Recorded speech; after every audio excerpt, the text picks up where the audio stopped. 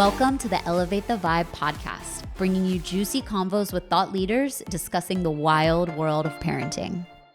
Welcome to the Elevate the Vibe podcast. We have a solo episode for you today talking about a rather interesting topic. In-laws, monster in-laws, are they real?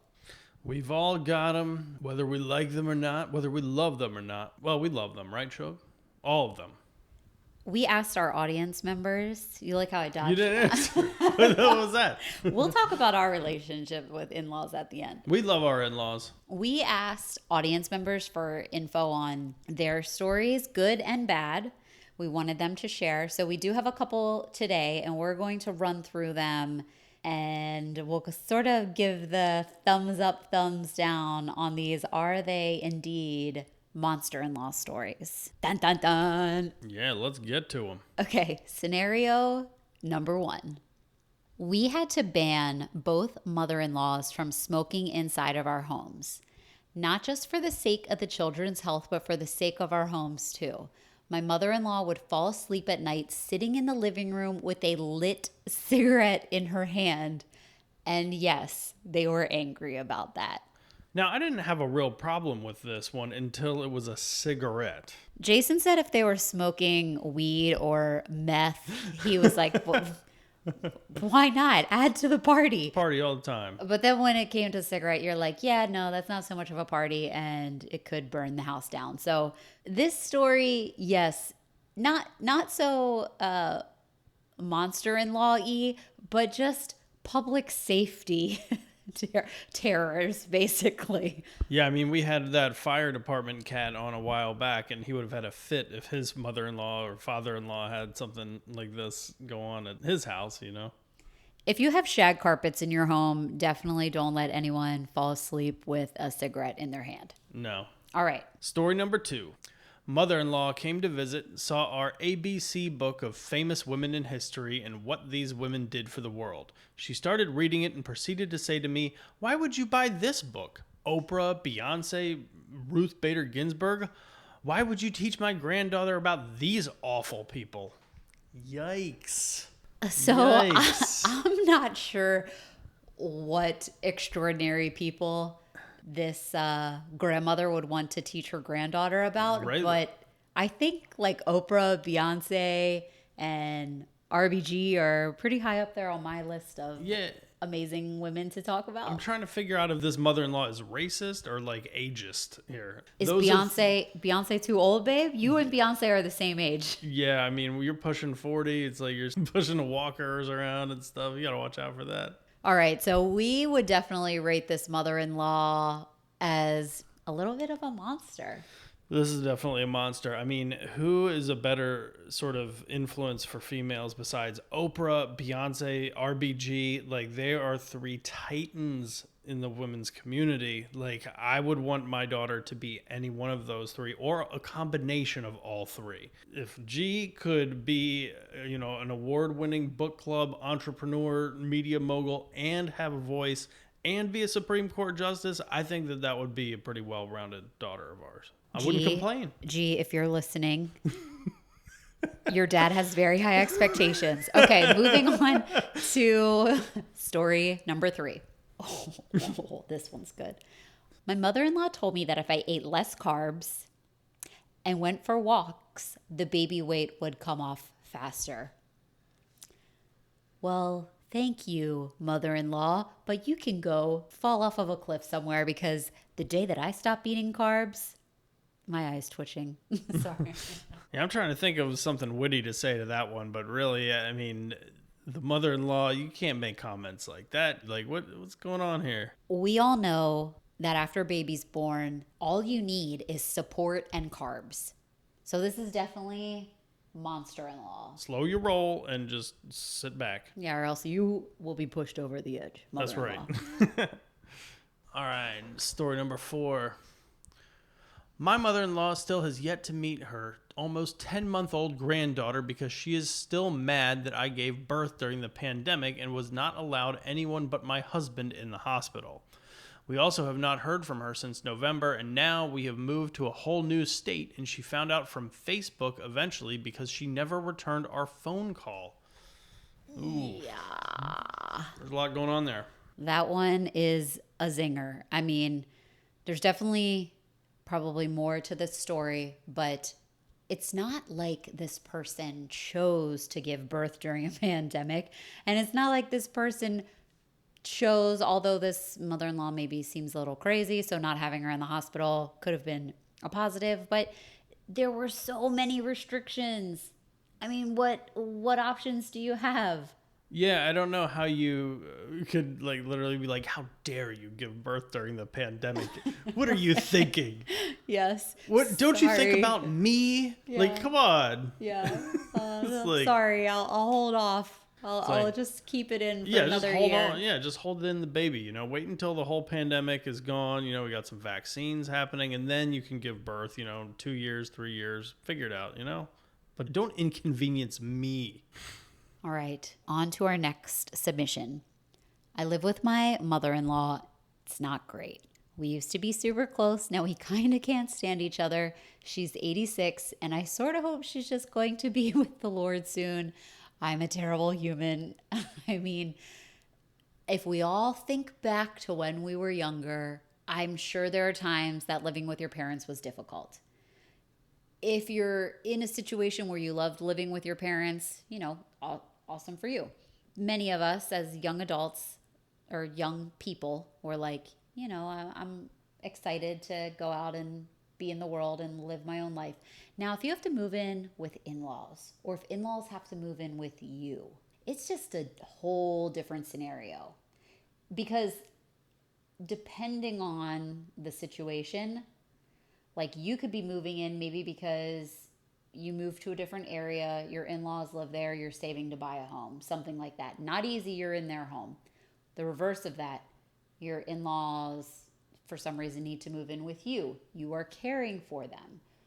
You might have young children. Also really not easy. Like these situations, it's just you're adults. You want to live your own life, eat your Oreos by yourself, whatever it is.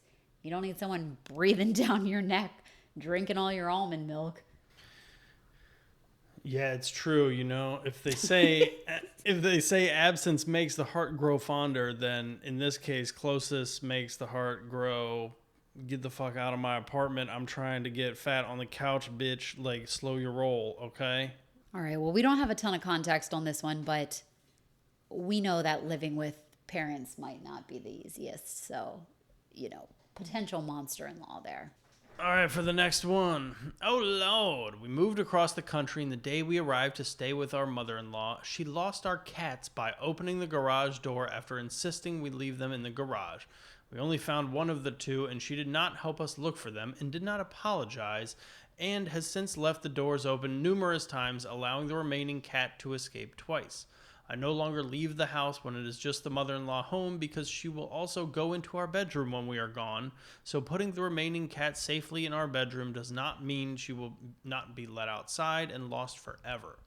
Until we move out, I'm a prisoner here and basically cannot leave the house on my weekends, which do not coincide with my husband's weekends, but do coincide with the mother-in-law. And since I work from home, I'm basically here all day, every day. She does not clean up after herself, will not put her own dishes in the dishwasher, does not say please or thank you, and throws away plants. Living plants that she purchased herself, once she no longer wants to water them. Yikes. Okay, so it seems like maybe the plants are just an analogy for how this mother-in-law is feeling about her daughter-in-law and cats. She's just like, I'm getting rid of this plant. I mean, this is definitely monster-in-law status. Like losing a pet and not feeling remorse, that's heartbreaking. That's heart-wrenching. Yeah, it's tricky. You moved across the country to stay with this person, and then when you get there, like that kind of stuff happens, and that's like you're trying to be like the best person you can be around them, and then you're trying to obey by their rules, but then you see some sort of like severe, just kind of mean-hearted behavior is happening here. And it's like, like I'm assuming they were welcoming you across the country or else you wouldn't have moved there, So it's like to then have them lose your cat and then all this other kind of stuff. It's like, whoa. It's a deep hole that's hard to climb out of. Yeah. All right.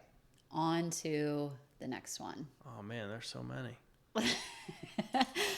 My mother-in-law asked to carpool with us on our honeymoon. Oh, she also asked if she could sleep in our garage when she visited. I don't see any problem with this, I mean, I feel like I'd love Mama Pat to come with us to Moorea. She would have been awesome swimming with the sharks with us, and she could sleep in the garage. I mean, we don't have AC in there, but come on. Nothing says romantic getaway like your mom in the back asking for the aux cord to play her jams. I mean, we stayed in Moorea in an overwater bungalow, and we had, suite number 69. We had a pull-out sofa. She could have totally just shacked up on there. We carpooled all the way across the world to get to our honeymoon spot. If I would have seen Patty floating underneath that little glass bottom, like looking up at me with goggles. Yeah. It's good to know she's having a good time on our honeymoon. And sleeping in the garage. Now, if she asks to sleep in your bed with you, I feel like that could be really intense. Thanks. The garage, I'd be like, you know what? It's pretty uncomfortable in there. You go right ahead. Yeah, I mean, have at it. Like, we could throw a cot down there, even a blanket on the floor. It's not the worst garage. We just had it refinished. Yeah, our garage. Our garage is pretty dope. All right, this one, a little overbearing. Sounds a little wacky, but not terrible. Not terrible. This is going to round up our submissions here, so we saved the best for last. My mother-in-law got crazy when my daughter was born. She would come over and watch her and pretend like she was her mom. She wouldn't even let me comfort her when she would cry. I then proceeded to point it out to her and told her she couldn't take away my child every time I would hug her. The mother-in-law told me I was going to be like someone they knew whose kids liked the grandmother more than their mom. I was livid and told my husband I didn't want her to watch our daughter anymore. Then it would seem like she was in competition with me to see who would get most of my daughter's attention. So she stopped watching her and then asked us if we were mad at her. Bottom line, don't get into a competition with your daughter-in-law because you're not going to win. LOL. Ooh. This is definitely a monster-in-law status. Any person that would try to turn like a daughter or child against the parent, or not necessarily turn against, but like, let's play favorites, I'm your favorite. It's like, that's definitely overstepping a boundary. I don't even know what to say to that one. I mean, like, you're not trying to out mother the mother. Like, that seems just counterintuitive. Like, you already did this once. Like, let your daughter have the reins to live her own life. Her daughter-in-law. I think this also could go back to our mom shaming episode, where a lot of times it comes from people's place of guilt. Yeah. Where they feel like maybe when they were parents, they didn't necessarily handle situations the best that they wish they could have in the time. And we all are just doing the best we can as we go through life. But hindsight's 20/20, and you look back and you're like, man, I wish I could have done this. So you are in a situation where you're like, I want to make up for that time. I feel guilty, and you're just creating a worse vicious cycle by trying to outmother the mother, as you put it. Yeah, I think the best thing to do is kind of cut your losses, realize you fucked up, and watch your daughter-in-law do a better job than you did. Damn, zinger. All right, to wrap this up, after reading these and talking about our own relationships with in-laws, Jason and I came up with 3 philosophies that we think are helpful when it comes to managing relationships with in-laws, or even if you're, boyfriend, girlfriend, or life partners, and just the other significant family members in your lives. So our first guideline is your relationship with your significant other or your spouse is your relationship, and it's beneficial not to involve your in-laws or too many outside family members in your relationship. So to give an example, if every day you talk to your parents or you talk to your mom or you talk to your dad or you're talking to whoever, and every day you're complaining about small nitpicky situations with your boyfriend, your girlfriend, your spouse, and you're just kind of complaining about them, whoever your family member is wanting to protect you and they care about you. And having them negatively think about your significant other, your spouse, isn't positive. So you might just be venting. You're just venting it out. But in the long run, that gives another family member a negative view of your significant other. And that can do damage in the long run. It's a lose-lose, really. If you're going to bitch about your spouse, get a therapist or get a best friend who's not going to be someone who is in your family mix that's going to, have long-standing influences over your kids too, because it'll come back to bite you later. Yeah, I mean, if it's a dire situation, like there are times, obviously, that are escalated. This is not for that type of moment. But it's just that, like, every day, like, if you're the type of person that you vent a lot and you like to talk about what's happening in your life all the time, and you're like, so-and-so leaves their socks on the floor and it makes me crazy. Well, like, over time, enough of that, that can wear down. It can wear down on family members. All right. Philosophy number 2. Have boundaries, but be flexible. Boundaries with you and your spouse towards outside family members, I think, are very important. I think especially if children are involved and you have rules or scenarios in place to keep your children safe, that is very important. Have those boundaries. So, for example, if you never let your child go swimming without you being there at the house, the grandparents watching the child, if the grandparents like, oh, I thought it was fine, they went swimming while I was here, it's like, no, that is a hard rule. That's for the child's safety. This is not okay. You cannot break that rule. Then there could be times where you want to be a little flexible. Okay, well, every Friday night we get ice cream. Well, Grandma and Grandpa came over on Thursday night and they want to have ice cream. Okay, fine, whatever. Like, have boundaries, but be flexible at the same time so that the grandparents or whoever it may be, whatever the situation, whatever the family member is, like, there's some flexibility there for them. Yeah, I mean, here's the deal. We're not on this planet forever, so it's just like, have good times with your family members as much as possible. Create boundaries, that's cool. Stick by them, but yeah, just don't make a huge rift over a small thing. Pick your battles. Pick your battles. Pick your battles. Don't make a war out of it. If you have family members that live close by and they just like barge into your home, I hear about those type of stories all the time. Like, that's something that would have a hard boundary. That's a hard boundary right here, like, for sure. We have to be changing locks. Like, no thanks. I came in at 3:30 in the morning with a ski mask. I thought that was acceptable. Like, the pandemic is over. What are you doing? Yeah, like, no, thank you. All right, and our last rule is one between you and your partner and your spouse. You have to be a united front. You cannot have a set of rules that works between you, and then when all of a sudden when this family member comes around, it's like, well, I don't feel comfortable doing that. It's like, no, you have to be a united front. You have to stick to your guns together. If there's no swimming in the pool when the parents aren't around, there's no swimming in the pool. It's not like, oh, well, just this one time. It's like, no, that's the hard rule. That's the boundary. You have to be a united front. It's like the go ask your dad or the go ask your mom sort of same situation. If the kid thinks that one parent is soft and he goes, and you as the parent say, no, go ask your mom. Like, no, the answer for every question should be the same, regardless of what the question is from the kid. In all aspects, you're a team, whether it's financially united front or like spiritually united front. Like, you got to be aligned as a couple to get through all of the hardest challenges. So now we're going to give a little behind the scenes into our own in-law relationships. Oh, I didn't know about this. What is this? I had asked Jason a few weeks ago when I was thinking about this episode. I said, how do you think I would describe the relationship that I have with your parents?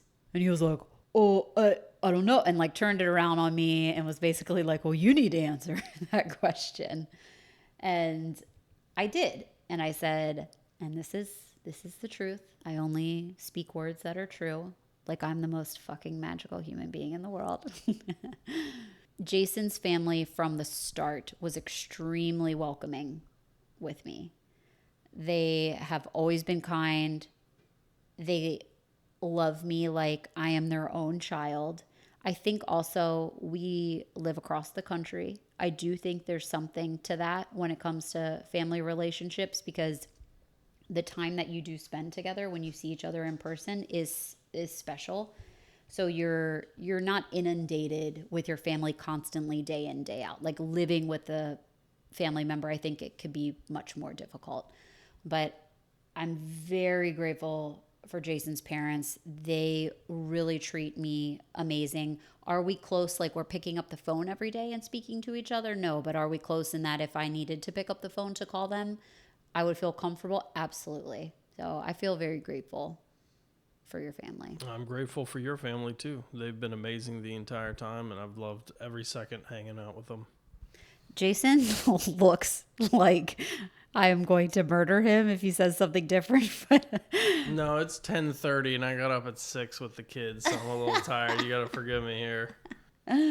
All right, Vibe Hive. And with that, that is a wrap.